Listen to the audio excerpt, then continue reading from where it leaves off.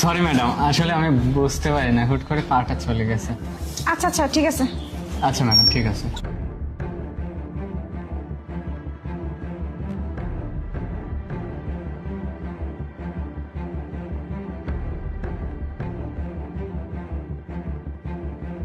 আমি 100% শিওর ওই বাড়িতেই আছে। কি বলতেছিস তুই? হ্যাঁ। এগুলো টাকা কি বাড়িতে রাখে? আরে আমি পুরো 1 বছর ধরে আমি দুধ দিয়ে যাচ্ছি, আমি তো খোঁজ খবর রাখি, তাই না?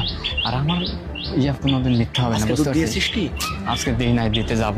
ঠিক আছে দাঁড়া, তাহলে আজকেই খেল খতম করতে হবে। তাহলে একটা তুই আয় আমার সাথে, আমি ব্যবস্থা করতেছি কি করা লাগবে না আচ্ছা, যা করবি কিন্তু তাড়াতাড়ি। কি শিওর টাকা আছে? আমি 100% শিওর, তুই চল।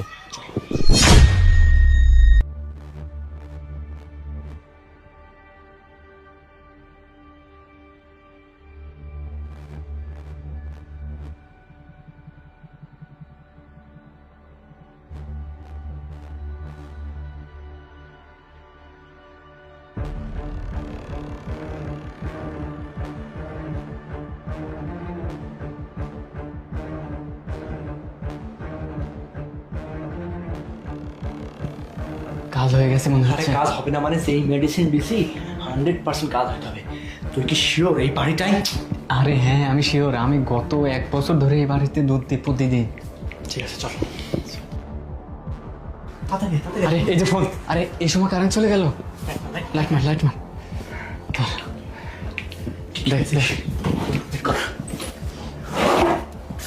আরে কাজ হয়ে গেছে, এই তো টাকা। আর আর মনে নাই, শোন, যা পাইছি এই নিয়ে চলে যেতে হবে, এই নিয়ে চলে যেতে হবে। এক কাজ কর, চল বের হই এখান থেকে। হ্যাঁ, তুই ঠিক বলছিস। আরে কি? বাইরে আরে তুই আয় তুই তারপর দেখতেছি। শোন, দরজাটা করিস না, কারণ তুই এই বাড়িতে দুধ দিস। যদি কেউ হয় তুই কথা বলবি, আমি সাইডে আছি, ঠিক আছে? আচ্ছা ঠিক আছে, তুই এই সাইডে দাঁড়া। স্যার, সালামু আলাইকুম। ওয়ালাইকুম আসসালাম। আরে দেখে কি ব্যাপার? খবরদার, যদি পালিয়েছিস না একদম শেষ। ওই মেয়েটাকে কি করেছিস বল? স্যার, কেন মরে পড়ে আছে?